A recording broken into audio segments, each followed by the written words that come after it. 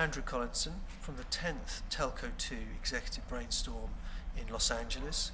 I'm here with Michael Adams from Ericsson. Michael, what's your job? Okay, my role with Ericsson is I'm Vice President of Software Strategy for the solution area television, TV. And so Ericsson actually has a fairly large group of people focused on TV within our multimedia division. Because Ericsson's normally thought of as an entertainment company. Right. And obviously, today's session is all about digital entertainment. Exactly. So what do you see Ericsson's role in that digital entertainment industry? Right. Well, we're a facilitator. We're a technology provider and a facilitator. And we really see ourselves as taking a role as a change agent in terms of that. So we provide solutions to all kinds of media companies, satellite, broadcast, cable, telcos, for the complete ecosystem, for video on demand, for compression products, for live broadcast, for satellite distribution. So a complete solution portfolio actually for entertainment. Yeah. And you were telling me earlier that you've got a kind of new proposition. Could you tell me a bit more about that? Yeah, we're very interested in multi-screen television, what we're calling multi-screen television, and it's a number of things. It's really two main things. One thing is the idea that consumers really want to watch the video and the material they want to see on lots of different screens. Yeah. That's interesting in itself. What's more interesting is when you start to make that experience seamless across the different screens. And in particular, we're very proud of a new concept in control that we've come up with. Uses a touchscreen tablet, an Android tablet, to control the experience across the multiple screens. And we've actually been showing that at trade shows. We actually got an award at IBC for that control. And it really changes the way people look at how they could have a different living room experience. They can use this touchscreen tablet to preview the video, to chat with their friends on the web, to search for things, and then when they're happy with their choice, they can share it with the family. So it's like a control center. It's absolutely a control center, And how far away from market is that? That's something that is right now as a product concept, but we have an awful lot of interest from our customers in turning that into a product. And of course, it would be, the concept here is it would be branded and provided by the operator, by the service provider, as part of the service. So a little bit maybe different from the idea of putting an application on an iPad. And we think that's a good idea too, and we can certainly demonstrate that as well. But this is something where it could be bundled with the service. It could be tethered, if you like, to the service. So the application environment could be much more controlled and trusted by the operator, by the service provider. And great opportunities for advertising, for example.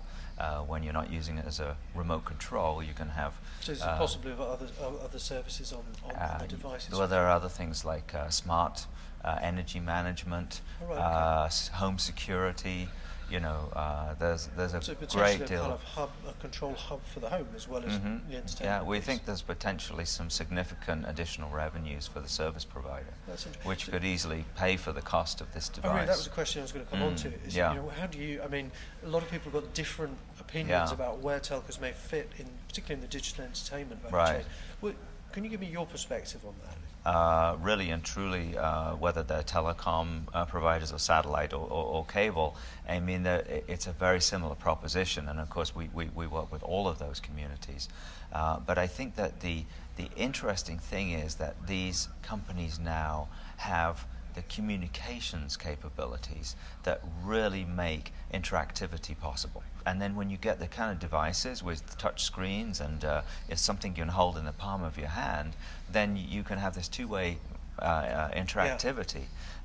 Something that is very interesting in terms of polling and voting, much better engagement from the audience point of view, obviously fulfillment, shopping online, advertising, the so-called RFI, which is a request for information that you put out, and if somebody says, "Oh, I like that product," then they can say, "Oh, yes, send me some more information."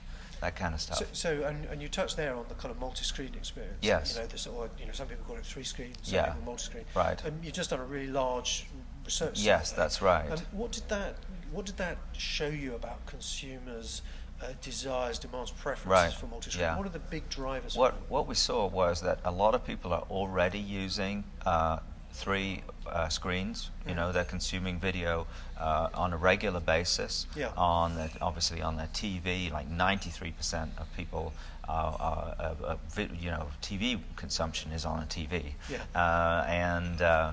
But also, lots of people using online video and mobile phone video. And so when we asked them whether those experiences should fit together, the answer was absolutely. And in particular, we asked them about the idea of a second screen in the living room that would control the other screen. And that was a very positive response to that, in terms of particularly because it makes it simpler, and because they can get at a personal interaction with that without disturbing other people in the room, and because of the ability to manage their data and be able to do their social networking without disturbing other people on a large screen. So I can see in my house it would just be the only way I ever got to watch what I wanted to watch. Right. Everyone else watched the other stuff. Well, there's that aspect about it for sure. But then usually what happens is if you look at the laptop experience, people will find something on a laptop and then they'll want to share it. Yeah. And then they start hunting around for cables. It really doesn't work.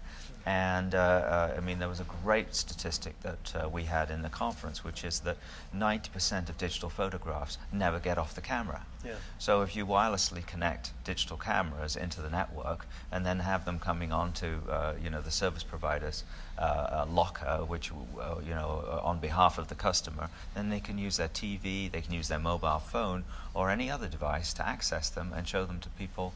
And so that was one of the other key findings we had.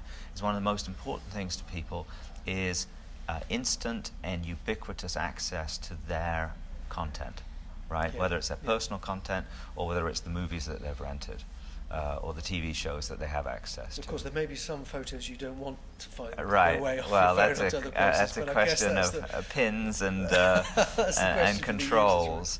But certainly one of the things that we are very interested in is the idea that preferences can persist across all the devices under an account. So you don't have to go and say, okay, here's what my favorite channels are on my TV, and then have to repeat that process again for your PC and for your mobile phone. The same thing is true for bookmarking. What if I'm watching something on the TV and I want to pause it? Well, I should be able to then have it going into a time-shifting experience, and I should be able to then pick up the delayed version of that program on my mobile phone, maybe when I'm riding the train to work. So it sounds like within this ecosystem that you're building, there's a lot more control, there's a lot more time shifting, there's being able to use it wherever you want. So it's really trying to break down the barriers between devices, between media. And that is done in the network. We're very clear on that. I mean, there are some great capabilities in the home, but ultimately it's the software that powers the network, and we call this the intelligent control plane within the network, that ties this experience together and makes it unified for the customer, makes it simple to use. That was the other big finding from the survey. Number one thing, everybody wants it to be simple. I mean, you can't make it too simple. And so putting that kind of level of sophistication in the network really allows you to do that. Michael, thank you very much. You're very welcome. Thank you.